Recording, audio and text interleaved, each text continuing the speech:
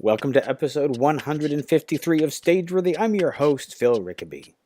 Stageworthy is a podcast about people in Canadian theatre featuring conversations with actors, directors, playwrights, and more. This week on the podcast, I'm talking with three cast members from the Spur-Of-The-Moment Shakespeare Collective's Shakespeare in Hospitals program, Cora Matheson, Kararina Hatzinakos, and Mark Kreder. Spur-of-the-Moment just launched this year's program, so you will find them performing excerpts of Shakespeare in hospitals around the Toronto area for the next little while. If you feel like dropping me a line to say hi, remember that you can find Stageworthy on Facebook, Twitter, and Instagram at StageworthyPod, and you can find the website at stageworthypodcast.com. If you want to drop me a line, you can find me on Twitter and Instagram at Phil Rickaby, and my website is philrickaby.com. If you like the podcast, I hope that you'll leave a comment or rating on Apple Podcasts, Google Music, or Google Podcasts, or wherever you get your podcasts. Your ratings and comments help new people find the show, or even better, if you know somebody that you think will like the show, just tell them about it. Some of my favorite podcasts became my favorites because somebody I knew told me about them. Let's get to the show.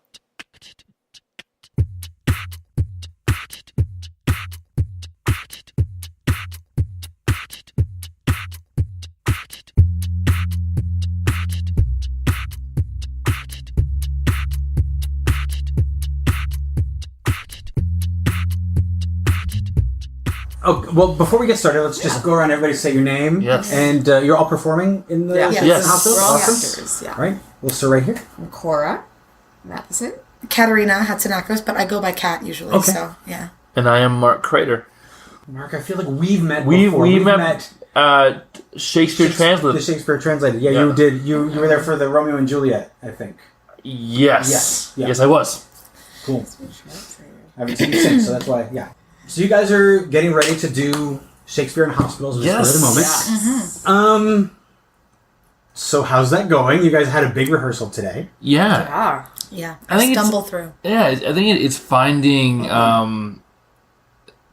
Well, this year it's an amalgamation of different Shakespeare scenes and plays and monologues and soliloquies and so right now I think we're trying to just kind of go, okay, here's our track and here's our story and here is what contextually makes sense. Yeah. And this being here is logical and all that stuff. So it's just kind of putting a puzzle together.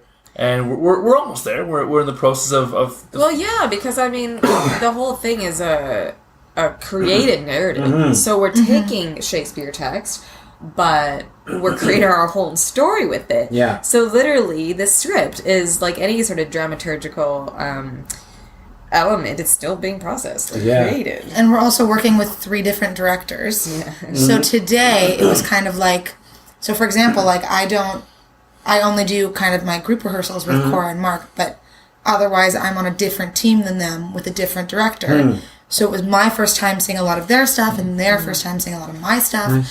And when you're working with three different people, a lot of times, especially with scenes that are going back to back, you like don't know how they're going to fit together and how the styles are going to work and create one narrative. So it was interesting to see. But that being said, I think it's going to work. oh yeah. Totally Because gonna work. it's interesting because you're not doing like a Shakespeare, like these Shakespeare in Hospitals is not a Shakespeare We're not play presented in a doing- hospital. It's like bits and pieces Yeah, Yes. put together Exactly. or maybe performed on their own depending on the setting. Well, yeah, well, I mean, you know, you go into private rooms and a patient can be like, I want to see the balcony scene from Romeo and Juliet. So you Or go, like, okay. I just want two back-to-back monologues. Yeah. Or yeah, Or Okay. like to even add to the work that we do, it's like each scene or monologue that we do essentially is going to have two contexts. You take it and do it this way for larger audiences, or you take it this way that you've rehearsed and do it for a private setting. So we're doing everything almost twice. Honestly. Wow. Yeah. And how is wrapping your heads around this? Like, because it's different from the way that you necessarily approach Shakespeare normally. what? Yes. I think it's kind of freeing.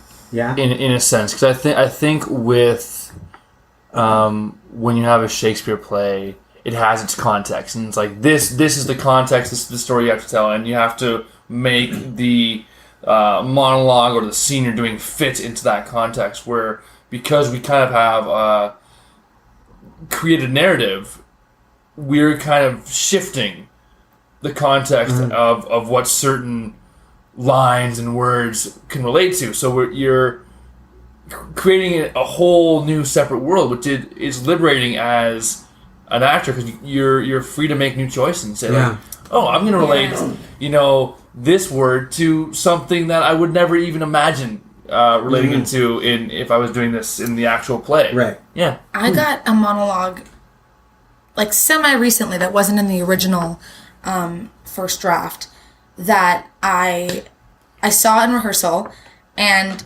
it was like an amalgamation, like a short monologue that was pieced together from like 4 different plays.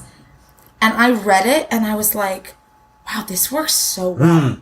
This works. But it's like Romeo and Juliet, As You Like It, like one of the Henrys, one of the Richards. And I was like, and even the director was like, I mean, this is like impeccably done.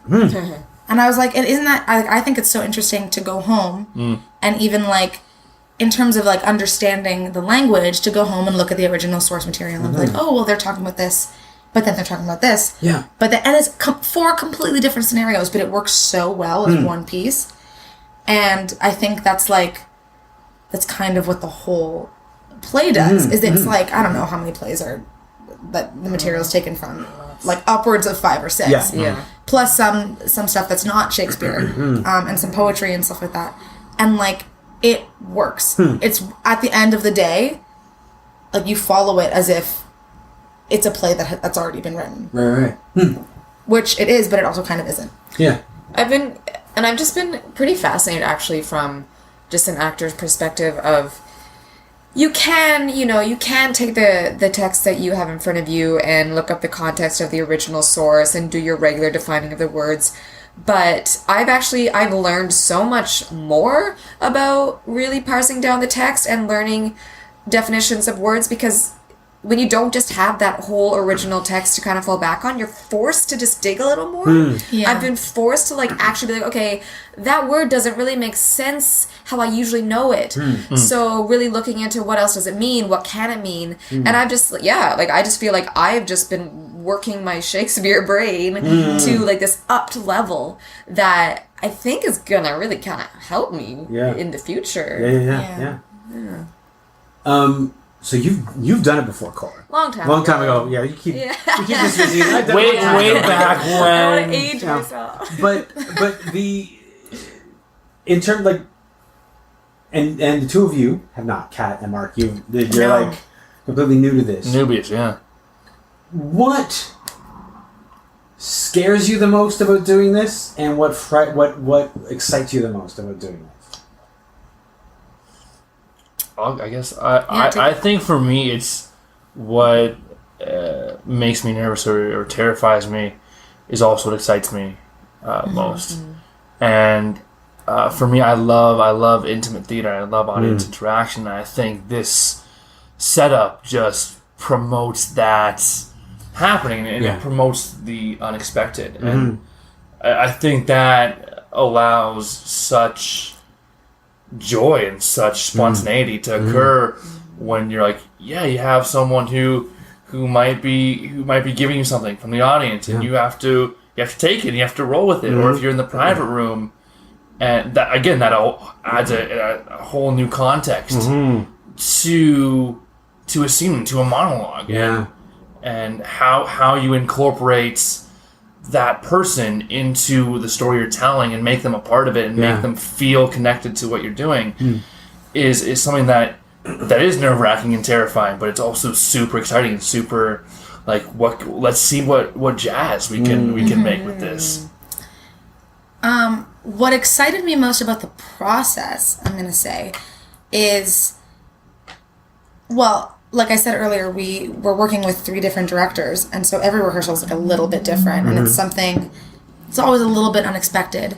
But I also feel like there's 3 different sets of eyes, including also our own. Like, we work pretty much as an ensemble, and there's a lot of trust, but also there's a lot of eyes on everything. So there's a lot of freedom, like you said, to like work with the text and make choices and have them work or have them not, and experiment with how we're doing things and where we're doing things, because so much of that is unknown and and can't really be set. And so it's really exciting to be able to work within a space that, like, you're never really unsure about. Like, even if you take a chance, people are like, oh, okay, that worked. I like that. I didn't. Let's try something else. Whereas I feel like that's something that, like, causes me a lot of stress in other work that I've done. Is, I'm going to walk in here and I'm going to have made a choice and maybe they're going to hate it. Yeah. But it's like we're all working as an ensemble and it's great. So that's really exciting. I think the stuff that's scary is, like, you don't know exactly where and how you're going to perform every time. But I also feel like that's one of those things where it's a fear I have that I don't even know if it's a real fear yet. Yeah. We fear, Like we fear the unknown. Yeah, but when it actually comes down to it, maybe that'll be my favorite part of it. Totally. Yeah. So we'll see. I'll be being totally honest. I'm scared of the private room settings. Like Mark said, though, like, scared and excited, but they're vulnerable. They're going to be very vulnerable settings, and for very many different reasons. We may have situations where, to us, it seems like we're not being listened to. We may have situations where maybe something touched a little too closely. We just don't, we don't know. And those are going to be just very intimate moments. And it's dependent on how that person's, how they're doing to see how that interaction goes. So I'm nervous for those, but I'm also really excited because no matter what happens, I think it's going to be a very special experience for everyone involved. And I'm really excited for just having what we do be different every time. Like, that's what I think we all love about live theater. And even in a set show, it's always somewhat different every show. But here, I think it's really going to be different each time. Depending on our setting, who we're doing it for, what actual scenes we're doing. Like, I think we as actors are being given a gift that we're going to be able to actually really come in each day and play. And I'm excited for that. Yeah. Nice. Kat, one of the things that you were saying about the freedom to make mistakes, that you said that you sometimes have felt like you haven't had. I was just having this conversation with somebody yesterday about how so often we're afraid to make mistakes, and it's so magical when you have a setting where when people say, "Oh, there's no right and there's no wrong," it's actually true, and nobody's going to say, "No, that's wrong. Do it like this," or something like that. Is it like this is completely new? You haven't really had this kind of freedom before? I mean, I have to an extent, but I think what actually, I didn't mention this earlier, but I will. One of my biggest fears also was that I don't have that much experience with Shakespeare. So I was like, oh man, I'm gonna walk in and everyone's gonna know every play. And I'm not like, I don't know all of the Henrys and all of the Richards and whatever. And I think there was one rehearsal where I even asked my director, I was like, what is this abbreviation of? Yeah. And he was like, oh, King James. And I was like, I didn't know that was a play. I'm not going to lie. But the way things are set up and the way the material's actually written, it matters, but it almost doesn't. Yeah. Because we're all looking at a really fresh text where, kind of like what Cora was saying, you might know the context and be really familiar with it, and it almost might not even matter. Because in the context of the scene that you're doing, we're all kind of on a... I just feel like it puts us all on, like, a level playing field, and allows us to, like, ask a lot of questions, which I have found before. I mean, I've done stuff where, and I've done even, like, little Shakespeare scenes in theater school where I'm like, oh, I'm really not... Like, I could even read the play now and not feel super comfortable with it yet. So I'm afraid to even ask this question because, you know, but I'm not afraid to ask questions, which is such a great thing. And yeah, that's really carried over to, like, our physical work in rehearsals too. That's so good. Yeah. So good. I've been in rehearsal rooms doing Shakespeare, and we're doing that first read, and so we get through it, and then we start being like, so does anybody know what this word means? Anybody? Yeah. Anybody?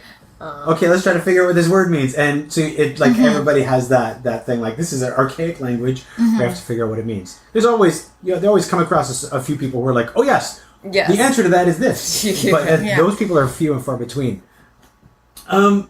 let's leave Shakespeare in hospitals for a second. I want to talk about your theater origin stories. Why do you do this? Like, what made you want to do this? And yeah, let's start with that. All right, I'll start. I was gonna start. Well, I grew up as a dancer, really, primarily. Ever since I was very, very little, I've loved to dance and sing. So I was more in the musical elements of things. I just love to perform all my life. So that's been with me my entire life. Were you one of those kids, just to jump in, were you one of those kids who was like even before you knew what performing was, you were performing? I think so. Yeah? I'm like, one of my very first gifts when I was like tiny was like homemade tutus, and so I'd wear bodysuits and like I think I was a bit of a drama queen when I was little. Yeah. I'm just gonna go and assume that. But then, so as I got older and actually started seeing shows, like I saw Anne of Green Gables in PEI, and like at that moment on, I was like, I am going to be Anne of Green Gables, and that's what I'm going to do. So anyways, I went to Randolph Academy originally as a dancer, so musical theater again. And it was in my years there where I had a Shakespeare teacher. And so I come from a small town. I hadn't done a lick of any sort of actual straight theater training at all. Like when I had to learn a monologue for school, I was like, oh my God, what is a monologue? But I had a Shakespeare teacher in Randolph who that was the first time I'd ever touched Shakespeare, and he brought movement into it, and he just, with the way he taught the words and the language, I just fell in love with it. And something about it was the poetry that I just loved. I graduated, and I got real burnt out from the industry, and I left it for a good number of years. And I did a bunch of other stuff. I traveled. I went to university. I worked. I did not do acting for a while. And then, this passion of ours, I think, just has this way of, like, coming back and finding you. And I just, I wasn't really I wasn't happy. And I missed it. And I realized I missed it. And so I moved back to Toronto from wherever I was, and I just started up again. And it was just that amazing lesson of, like, I was happy again, doing what I love. And so ever since, it's been that realization of, this is what I love, this is my passion, this is what makes me happy. And the new love that I found with my Shakespeare teacher, I brought that in. So now I know that that's where I'm headlining. And so I went back to school for theater, and here I am now. I'm kind of late to the game now, but I took a lot of time to realize it's what I want to do, and so now I'm here. Where did you go back to school to? George Brown. Brown? So I did the George Brown program. Yeah. 93, actually. Long time ago! Good for you. How long did you leave theater for? I left theater for a solid 3 years. It was 5 for me when I 3 quit. or 4-ish, yeah? Yeah. I left for 5, and then... Yeah. And then like you said, back to something always pulls you back in sometimes. It's crazy, and it's usually a new little niche maybe, or something you didn't think 10 years ago you'd think you'd be that interested in. I had a friend who tricked me. Oh yeah? I had a friend who tricked me. She was putting together, she said she wanted to do As You Like It.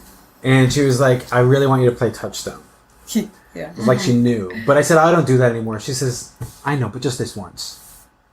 That's a good friend, though. Yes, absolutely. I'm very thankful to that friend, but that's how they got me, and again, I was not happy when I left for the whole time. So it's crazy. It's absolutely crazy how it can have that power. You have to do it, and that's the thing they always taught me when I was at George Brown. They always said, if you could do something else, do that. Absolutely. Yeah. Totally. And I stand by that. And I tell people that. It's true. If you can be happy doing something else, you should probably do that. But if you're not going to be happy doing something else, then you got to just do it. Absolutely. Yeah. Kat, what's your origin story? Okay, so it's actually kind of similar. Oh, we hit a couple of the same marks. So, I grew up in Toronto. I've always lived in Toronto.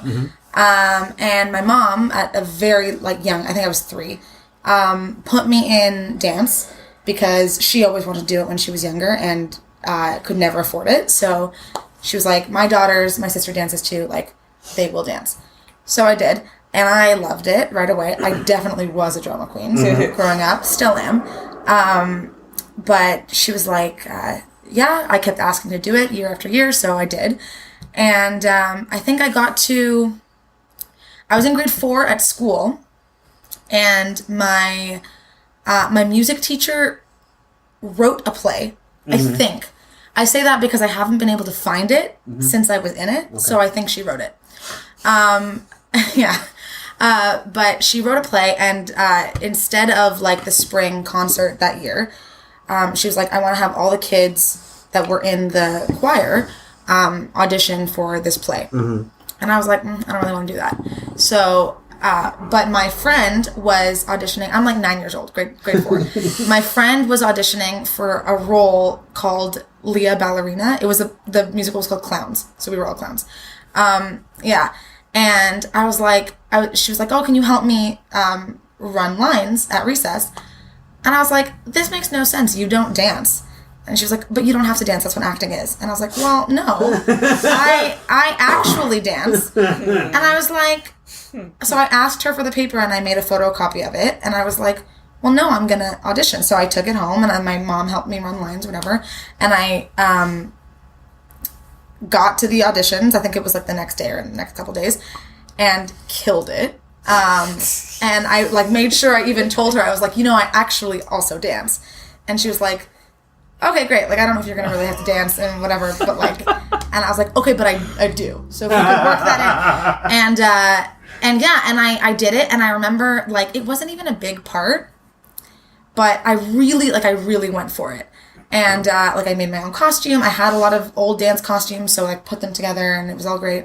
And I remember I was, it ended, had so much fun, walked out of the school, and like this girl's grandma came up to me, this other girl in the cast, and was like, my granddaughter was in the show, but you were my favorite. And I was like, yes. And so then I was like, oh, maybe I really like doing this. And then from then on, I would do school plays and whatever.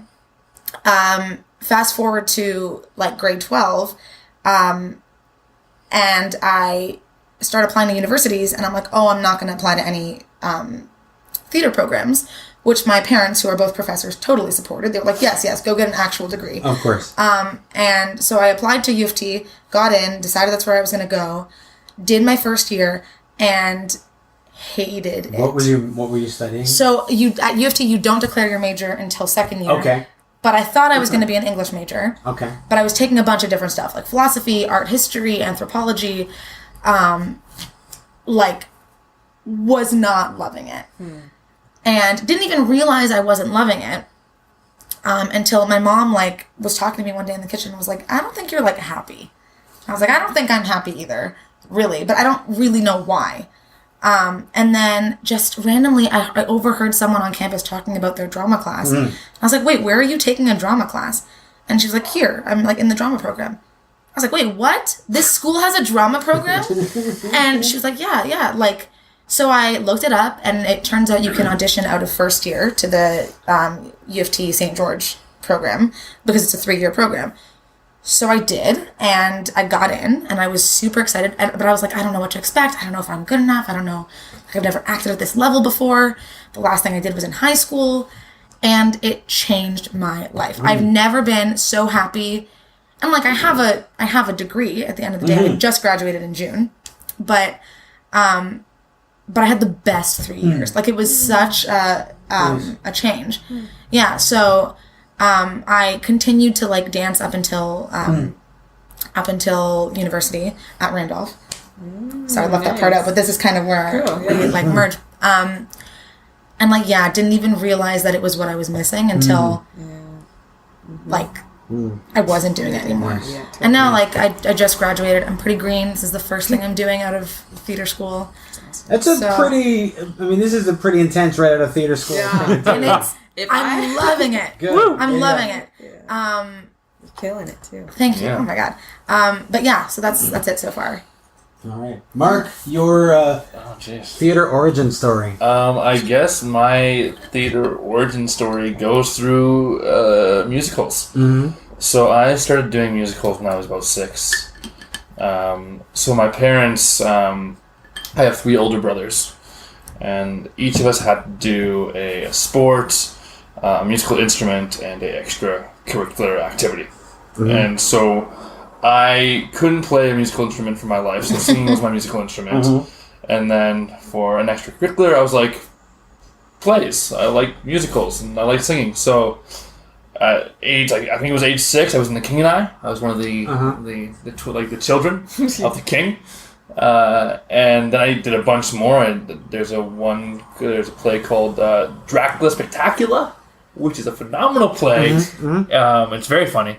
Sound of Music when I was in elementary school, and I did that all through school, and then my voice dropped, and I couldn't really sing anymore because I was not a tenor anymore, and so I just started to do straight plays, and we did community shows and stuff like that, and when it was that time to choose universities, it was like, oh, okay, like I had never really thought of it as a career path. Like I was gonna go into the culinary arts was like my one of the things I was looking into because I love to cook. And then I kind of went, and I had worked in a restaurant before grade 12 and realized, oh, this is not a great lifestyle. I don't want to do this for the rest of my life. So I applied to a bunch of universities, and I got into the University of Windsor's BFA program. And so I went there for 4 years, and I learned all about Shakespeare, and I had never really, I think, really thought of acting as a craft until university. I had always just thought of it like, oh, this is a fun thing where I can use my imagination and be a ham and goof off. And then, I got really serious about it and ended up just falling in love with the dedication and commitments that you have to improve every day and get better. And so I learned a lot about Shakespeare. I learned a lot about classical theater and just physically what I had to do in order to be on a certain level. And going into university, I was a very intense person. I know I'm not an intense person now. It's crazy, right? But I was very, very tense all the time. And I got to second year, and I couldn't do that anymore. So I had to chill out, and so I tried to learn how to be less anxious and to be. I wanted to do so well, but I was like, nah! And then I went to Stratford has this summer academy. They do, and I went there and I worked with some just incredible teachers, and it really just kind of changed my whole way of looking at theater. And then I graduated and did a lot of children's theater. Like children's theater is kind of my main thing. So I toured around with a show about mental illness and depression and suicide in teenagers, and then I kind of was like, I really want to do Shakespeare though. Like that's what I went to school for. I should do it. And so I tried to do a bunch of projects that revolved around Shakespeare, and I went to see a lot of Shakespeare, and but still it was more modern theater I was doing, contemporary shows. And then I did some work with Spur-Of-The-Moment. There's this festival called the Dark Crop Festival, and they had their opening year last year, and so Spur-Of-The-Moment was producing a show, and so it was like one of my first Shakespeare shows, and it was like outdoors, and it was kind of like this by this campfire. It was great. I loved it, and then now I'm here. Doing this show. Can we back up to the beginning of your story? Absolutely. The beginning of your story, you're like, for my extracurricular, I'm going to do plays. Yeah. I need to know how you knew what a play was. What made you know the plays was the thing that you wanted to do? I loved attention. I think that's what it comes down to. I loved attention. Well, and I don't know exactly how. I think it was probably my mom was like, well, here's a thing where you can sing and dance, and I was like, great, sign me up.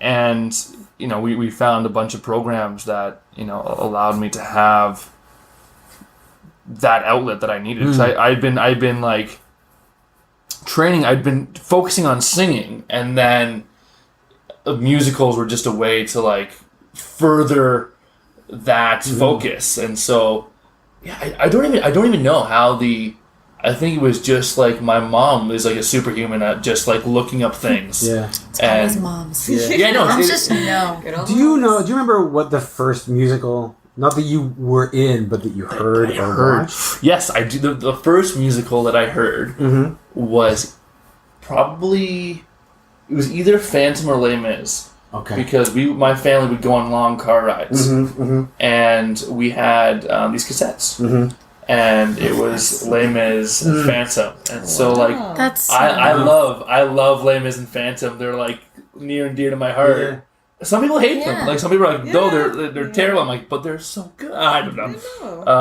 But yeah, so I think that's probably how I knew, and I remember like watching films and being like, I want to do that. I want to like do that, and I don't think like as a family we knew like what was the avenue to go to the screen. One right? never quite does. Yeah, right. Still don't. Yeah. You just assume it'll happen. It'll happen. For me, I remember my parents had back when I was a child. We had an LP of several, because that's all we had back then.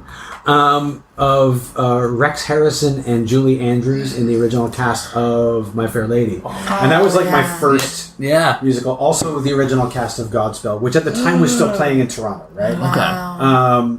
And so I became obsessed with those. Yeah, and I never really saw them.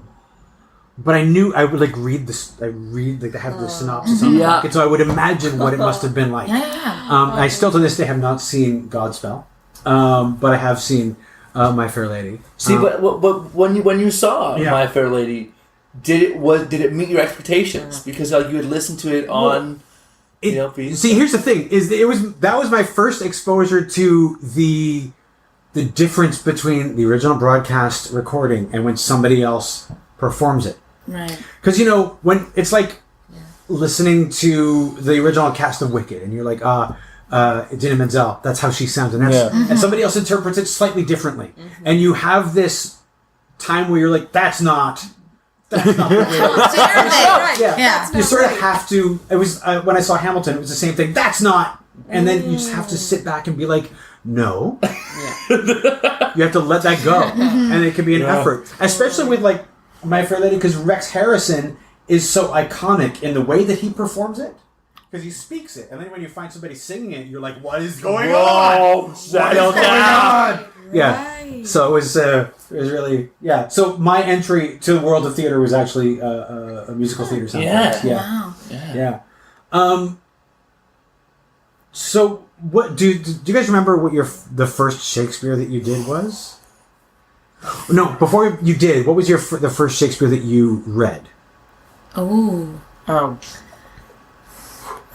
We had to read Shakespeare in high school, I know. which was always an interesting experience. Okay, let's take high school off the. I was gonna say, 'cause, like, what's the first one that you saw? Okay, this is not a play form, but I'm pretty sure it was Romeo and Juliet. Was it the Baz Luhrmann with Leonardo DiCaprio? Yeah, I think it was that. I think it was that one. Okay. Yeah. Mine there was like a touring like children's theater company or whatever that came to my school and did The Tempest. And I just remember I was sitting like on my gym floor and I was like, they were using these like giant big pieces of silk to make the water, and they were like, actors were like waving them. You can't see my hands, but they were waving them like across the gym, and it was so beautiful, for lack of a better word. And I was like, oh my god, this is crazy town. This is so. Yeah. And I'm gonna be honest, like I barely understood. Well, I mean, it's Shakespeare, and it was not like dumbed down for children, so I didn't like. Not that children are dumb, but I was like, this is literally a different language. But and then I was also like, but I understand it. Yeah. Like I get what's happening. It's my favorite play still. Mine was Romeo and Juliet as well, and I'm pretty sure it was in England. Oh wow! I know. I was very lucky. My parents took my family to England when I was like 10 or something, and pretty sure that's where we saw a production of Romeo and Juliet, and I think that was my first time ever stepping into Shakespeare world. See, I think I actually saw, when I was younger, Shakespeare in Hyde Park. Like my mom would take us out, and we would go see the Shakespeare in Hyde Park, and there were also just other like touring Shakespeare companies. Like I think I saw a version of like All's Well That Ends Well. Yeah. And like Twelfth Night was one that I saw. Wow, your mom was on it. Your mom That's like awesome. Coming from like a small town, like I did not have any opportunities to see straight plays. Musicals, we'd go into like Winnipeg, which is a couple hours away, to see the summer musicals or whatever. But I didn't have any chance to see stage plays. Well, it's also crazy because like when you're a kid, I feel like it's so much of what your parents know and like what they want. Like my parents love the arts. They do. They're not in them. They don't know anything about them really. Totally. But like the last thing they would have brought me to as a child was a play. Right.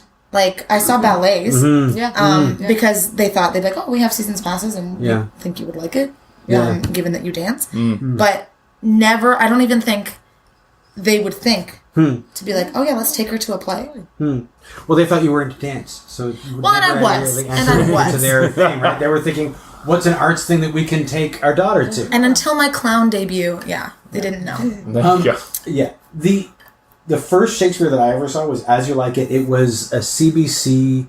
CBC used, I don't even know if they still do, but they would go to the Stratford Festival and film a live performance. Yeah. That they would then They air. still do, I think. Yeah. Yeah. They still And do. they would air it every now and then, and so you'd be watching it. It'd be like the performance. They have like cameras all over. Yeah. They'd be Cool. like watching a performance, That's and awesome. that's the first Shakespeare I ever saw, which is of course why my friend was able to To get get me back in. to Back get in. She didn't know that, but that's how she got me. Connection. So now we've talked about the first Shakespeare that you saw. Mm-hmm. What was the first Shakespeare that you did?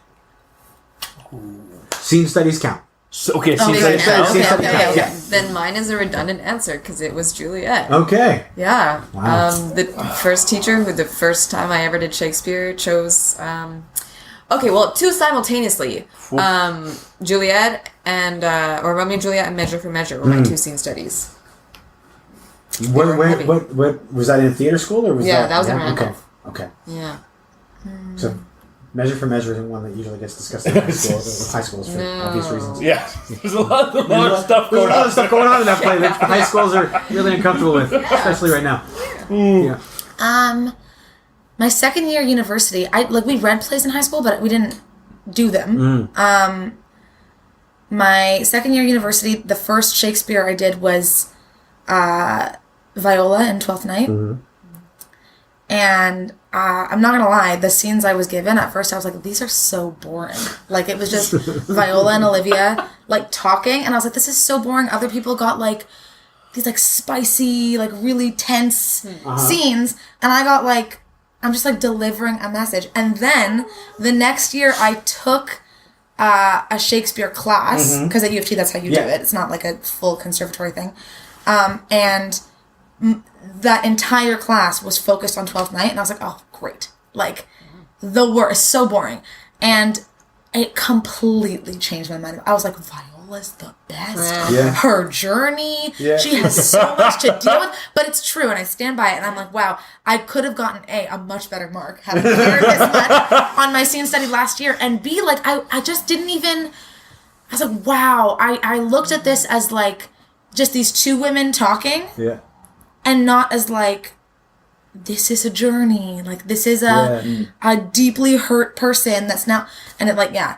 But also, isn't there like a whole lot of tension, sexual tension going on between Viola and Olivia at that point? Yeah, there is. And I think I was just, my initial thing was like, this is the worst. And, this is a boring scene. Oh. And I like didn't get past that. Oh. Which, goes to show the growth I went through Yes, in yes, theater indeed. school. Yeah. Because I was like, oh God. and then now I'm like, 12th Night, bring it on, please. Let me do. It's like my it's a good. There's a lot of really good juicy stuff in that play Yeah. I mean, that you that can be don't said think. about so many Yeah. characters Yeah, and well, that's shows. the It's thing, yeah. on this outside, you can be, And but then especially you in dig. comedies too. Yeah, you dig and you learn, and that's I think what we all love so much is that digging and learning, and then you fall in love with it. Yeah.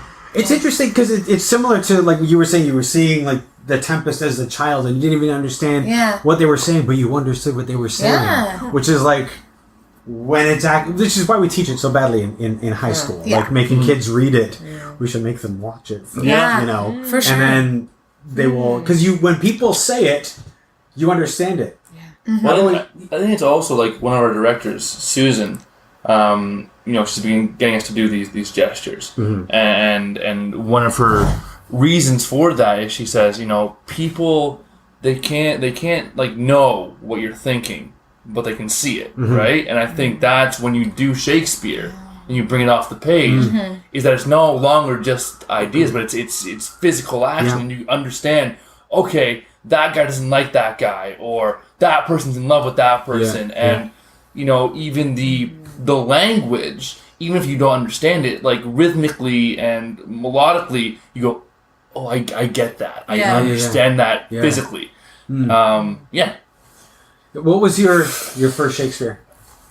I think it was either Merchant of Venice or I think it's the Gatekeeper in Macker's, the porter. The porter, thank you. Yeah. I did this. We had an assignment for English class, and we had to film a Shakespeare monologue, and so I chose the porter, and I in winter went out to my backyard and like -5. It was like got my brother Michael to film me, and I was like, I'm gonna do this monologue, and I got this costume and this cape. I think that was my first. Wow, that's awesome.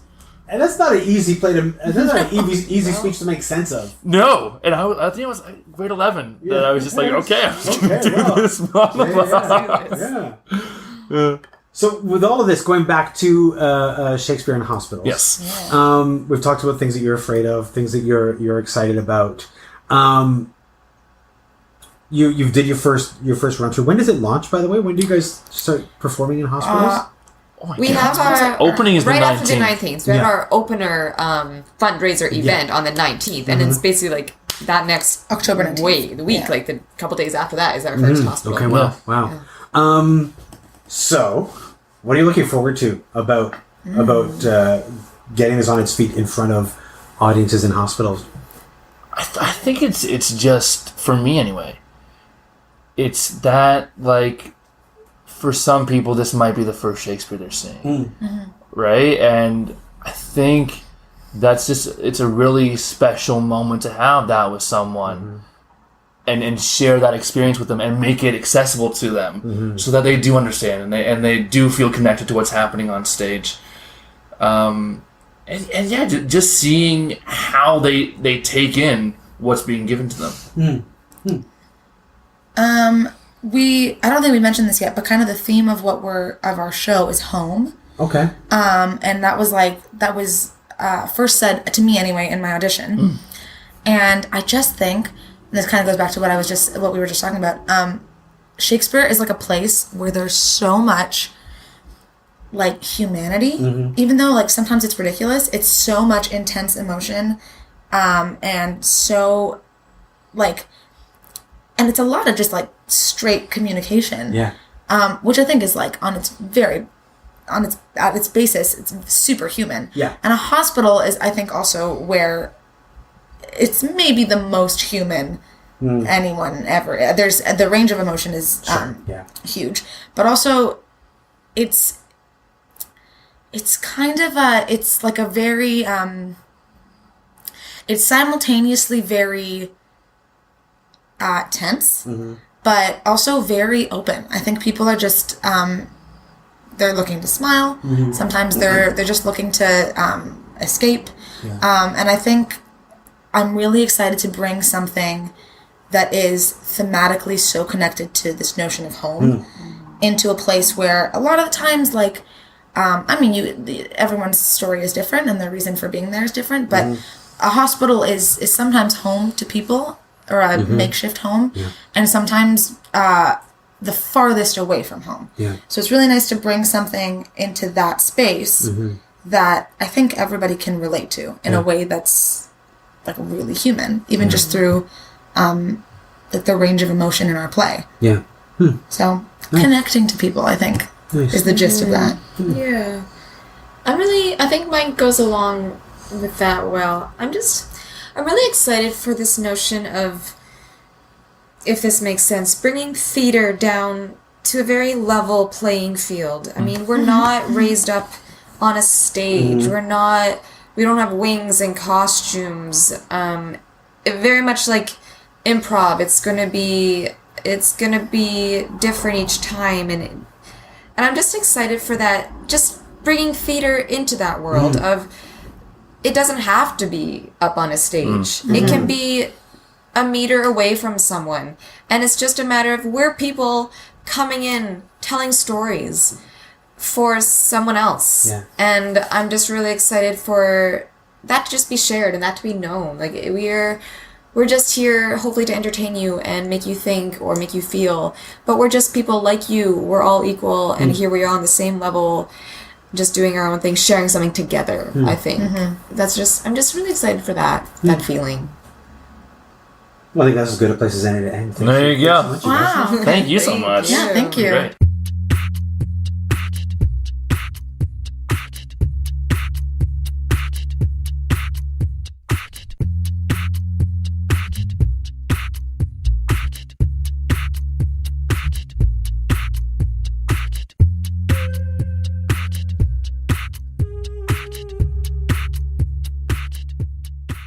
This has been a Homebody Productions production.